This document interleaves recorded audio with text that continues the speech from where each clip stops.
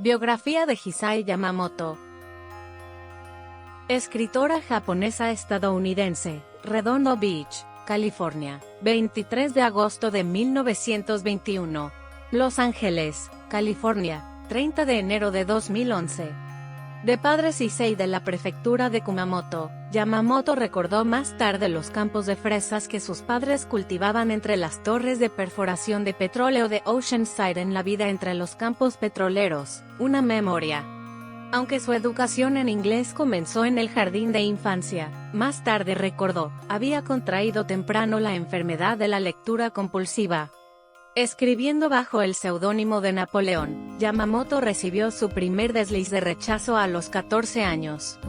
Cuando era adolescente, era colaboradora habitual de la sección en inglés del Kashu Mainichi, trabajó en los anuarios de la escuela secundaria y la universidad, y fue alentada por su maestra de inglés en Compton Junior College, donde estudió francés, español, alemán y latín y obtuvo un título de asociado en artes.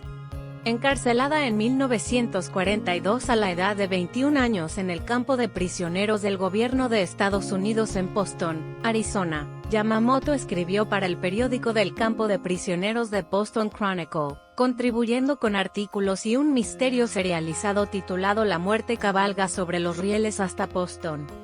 Solicitó y recibió licencia para trabajar como cocinera en Springfield, en 1944, pero regresó después de un corto periodo cuando uno de sus 3 hermanos, Johnny, de 19 años, murió mientras luchaba con el 442 equipo de combate del Regimiento del Ejército de los Estados Unidos en Italia. Su experiencia en el campo de prisioneros más tarde formó el trasfondo de su historia La leyenda de la señorita Sasagawara, y su historia de 1995 Jardines Florentinos fictó el viaje de su familia a Italia para visitar la tumba de su hermano.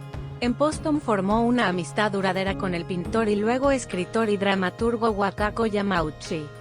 Yamamoto regresó a Los Ángeles en 1945, y solicitó un trabajo como reportera para Los Angeles Tribune, un semanario afroamericano, que luego basó sus memorias de 1985 Fire in Fontana, que rastrea los orígenes de su sentido de solidaridad con los afroamericanos comunidad, sobre sus experiencias allí. La primera aceptación de Yamamoto por una revista literaria, The Partisan Reviews, publicación de Los zapatos de tacón, llegó cuando tenía 27 años.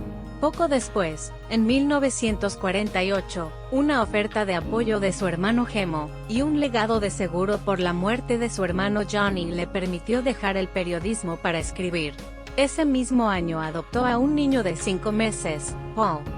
Una beca de 1950 de la Fundación John I. Whitney le permitió un año más para escribir a tiempo completo, y las historias resultantes aparecieron en Partisan Review, Kenyan Review, Harper's Bazaar, Carlton Miscellany, Arizona Quarterly y Furioso. La obra más antologizada de Yamamoto, 17 sílabas, contada desde el punto de vista de una hija Nisei que experimenta su primer roce con el romance, cuenta la historia de la madre Issei y de la niña, que escapa del tedio del trabajo agrícola escribiendo haiku, solo para ser castigada por ello por su intolerante y menos educado marido. El terremoto de Yoneko describe la vida igualmente limitada de una esposa de Issei que sufre después de tener una aventura con un peón filipino. 17 sílabas, 1949, La Casa Marrón, 1951, El terremoto de Yoneko, 1951, y Epithalamium, 1960, se incluyeron en una lista anual de historias breves distintivas compilada por Martha Foley, editora de Casa al Azar Revista. El terremoto de Yoneko también fue nombrado uno de los mejores relatos cortos estadounidenses, 1952. Una ardiente seguidora de The Catholic Worker y su compromiso con la no violencia, la pobreza voluntaria y el socorro a los abandonados finalmente llevó a Yamamoto a evitar la oferta de una beca de escritura de Stanford, y mudarse con su hijo a una granja de rehabilitación de Catholic Worker en Staten Island, New York, donde se desempeñó como voluntaria de 1953 a 1955. En 1955 se casó con Anthony DeSoto y regresó con él a Los Ángeles, donde criaron 4 hijos biológicos. Durante el tumulto de sus ocupados años de crianza, Yamamoto sufrió un ataque de nervios, y pasó un mes en un centro de tratamiento de Los Ángeles. En un artículo de 1976, Yamamoto recapituló modestamente su carrera como escritora, recordando su amor temprano por las secciones en inglés de los periódicos en japonés, la sensación de haber encontrado mi elemento, y el triunfo de tener una carta a un editor publicada en una de estos, agregando: "Me enganché de por vida". Describió con pesar haber acumulado una de las colecciones más extensas de hojas de rechazo que existen a lo largo del camino, y a pesar de sus numerosos logros, escribió: "Por desgracia, cuando tengo la oportunidad de completar un cuestionario, debo con toda honestidad, enumere mi ocupación como ama de casa".